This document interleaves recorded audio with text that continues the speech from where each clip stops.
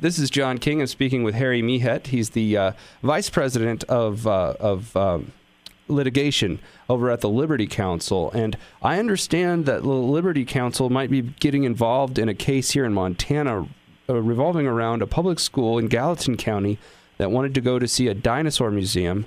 They later received a lawsuit from a group which I believe is called the Americans United for Separation of Church and State. And forthwith, they stopped going, canceled any trips to this particular dinosaur museum. Now, the reason behind all of this is because the Americans United for Separation of Church and State said that it was unconstitutional for the school to go to this museum because it promoted the idea of creationism. And I wanted to get the Liberty Counsel's take on this. Why are you getting involved in the case? Well, we believe the school district was dead wrong for canceling the trip. This fringe group that decided to get involved here did not actually sue the district. It merely threatened some type of unspecified legal action if the school district did not do its bidding. Both the group writing to the district and the district itself are on very shaky legal ground because nothing in the U.S. Constitution or law requires a school district to be hostile to religion and religious viewpoints. That is what is taking place here.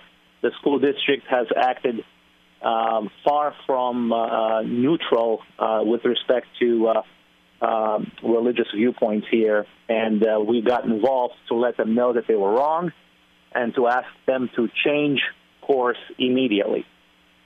Now, as far as the school district, I understand that you have sent some correspondence to the school district. Is that right? That's right. We sent them some information to let them know what the law actually says in this area and to let them know that they have been sorely misinformed by this group. Have you heard any response from the school district? Not yet. We have just sent them the correspondence, and presumably they're still reviewing it. We hope that they will change course. Now, I understand that in the correspondence you sent to the school district that you have made some offers to them in the case that litigation were to ensue. Is that right? That's right. If the school district were to do the right thing and to uphold the constitutional rights of the students and parents of the district, then if they were to be sued by some group out there, Liberty Counsel would defend the district at no charge to the taxpayers. This is what we do. We protect school districts and public bodies and individuals against constitutional bullying by groups that would seek to wipe out any type of reference or respect for religious practice in our country. Now, is this something that I guess my question is, how did Liberty Counsel get involved in the Montana case? I assume there's cases going on like this all across the country. Yes, we were contacted by concerned students and parents of the school district who told us that they did not like to have their rights trampled upon by the district, particularly when they did so in response to an outside group that had no grounds and no idea what they were talking about.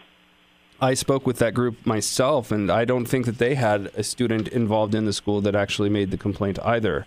Well, therein lies the rub. These are constitutional bullies and constitutional imposters that go around the country looking for places to sort of get involved, even though they have no standing whatsoever to do that. They can threaten legal action, but unless they represent an actual student of the school district, they have no standing to even be heard.